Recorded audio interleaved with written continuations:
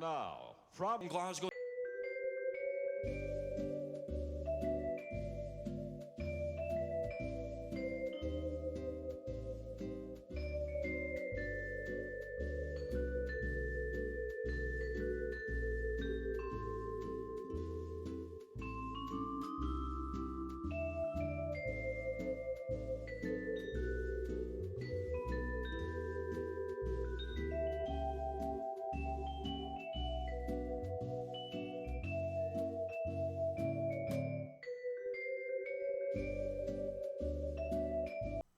So hello there, welcome to the Eddie Stobart stages 132 to 135 part 2. As you know, I wasn't happy with the with what we got for our flooring. This is it there. Personally, I think it's absolutely dreadful. So I came up with an idea of something to make it better, and I'm going to show you an email I received. I sent an email to a company called Tiger Trailers, and I asked them the question: if I was to make a wooden floor, what would the actual dimensions of the beams be? And he told me that they actually use phenolic coated flooring, and he's given me the dimensions. So the dimensions that I've been given works out, by the time you scale it down, as roughly, not exactly, one phenolic panel is about half of one of the panels we've been given. So what we want to do is divide each of the panels into two. So what we're going to first of all do is we want to make ourselves a nice little working surface. So I'm going to just sand down each of the panels. We want to get rid of that shininess and make it nice and smooth and give ourselves something nice to work with. So I'm going to be using some 1500 grit sandpaper. You could go as low as 1000. Just make sure that it's you want it sanded down, but you don't want it rough. Once we've done that, we then want to divide the panel into two. So just measure the panel and then divide it by two, and then just make two marks.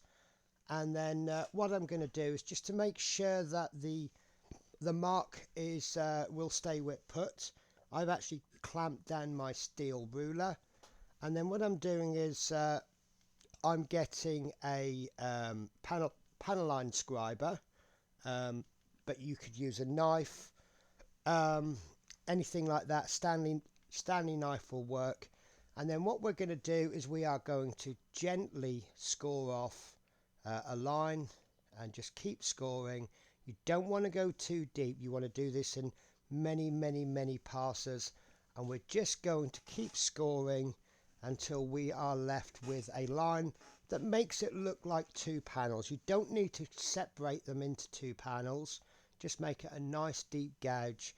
Once you've done about 4 or 5 gouges, 4 or 5 passes on the line, you can remove the ruler and have a look. As you'll see from mine, I've managed to do it at the first attempt, but if you want to, you can just keep running until you've got something that you're happy with. Okay, so once we've done that and it's looking rather nice, we need to move on to the priming. Now, I would recommend one of 2 primers. Obviously, use the primer that you've got. If you are brush painting, I would recommend the AK Interactive Black Primer. It's just one that I like. I will actually be airbrushing, so I will be using, forgive me if I pronounced it wrong, the Stylorez primer from Badger. Now, this is going to be a 3-stage process. The first stage is we are going to give it a light dusting of primer. This just gets some primer down. It just gives it something just to tack to. And then once we've done that, we will do what I'm calling a full coverage primer. So we just want to get all of it covered in the colour that it is, in this case black.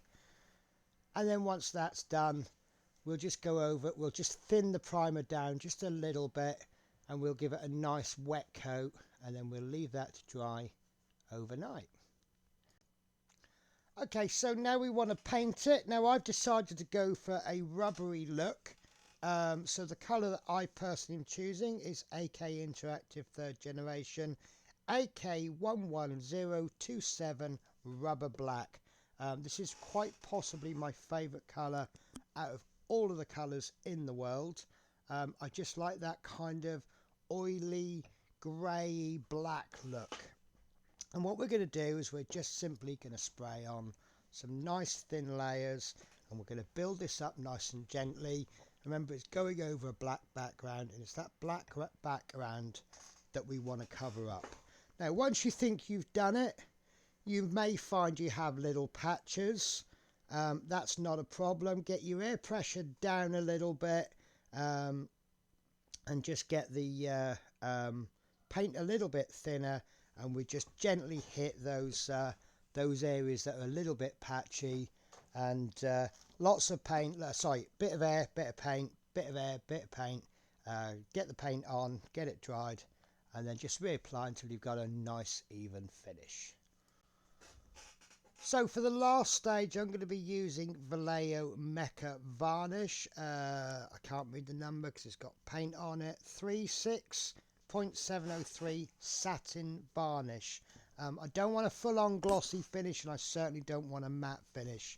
And exactly the same as before, I'm just going to be putting on some nice thin layers and just building it up gently. Now, one thing about varnishes, when you lay them on a little bit heavy, when I say heavy, I mean so it's actually wet. It does have a tendency to go blue, and that's kind of a panic stage. You really don't want to panic.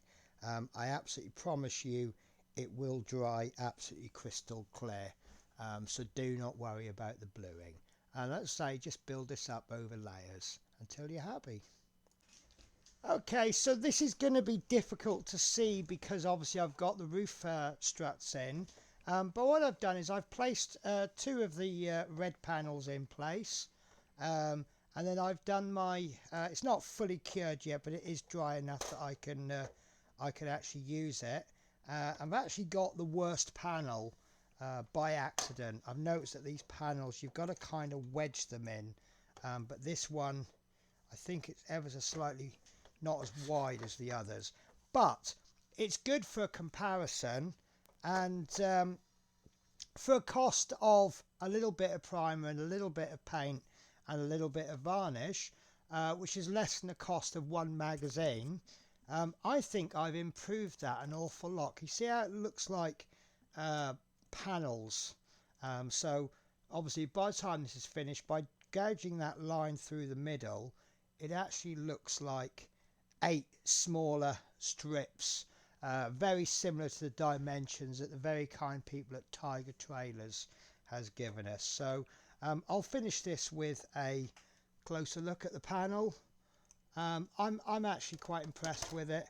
I like it, and that's but I won't actually be going for this, so I'm actually going to do a third method. Now what I'm doing next week is I'm actually going to be creating a wooden flooring. Now, at the time of filming on the 15th of May, which is a couple of weeks, well, it's a week before this video is going to come out, I've been told that there's going to be a delay on the next pack. I have a plan, but the problem is I actually go back. I work, as you all know, I work away, and I will be going at the end of this week. Obviously this has got a release date of the 22nd of May. I'm actually going on the 26th of May. If the packs don't arrive by the 26th of May, I can't have any videos for the next 3 weeks. So what I'm going to do is I'm going to just stretch the flooring out for 2 issues, possibly 3, so that at least we've got some content, which of course will make the videos a little bit smaller. If I haven't received the issues by the time I go away, then unfortunately there will be no Eddie Stobart until the 19th of June or even later. I'm back on the week involving the 19th of June for 1 week, but I do actually have another part work, so I will have a video for you on the Wednesday, I'll be honest with you, it does me a little bit of favour with the other part works. But what I'll be doing is, for some reason they delayed the subscriptions, but the magazines are available via the online shop. So once the issue 140 is released, what I'll probably do, if I haven't already got my issues, I will cancel my subscription and buy the last issues via the shop. Anyway, look, enough waffling for now. I'm going to go now. Tell me your thoughts, guys. Do you think that's an improvement, or do you think I've ruined it?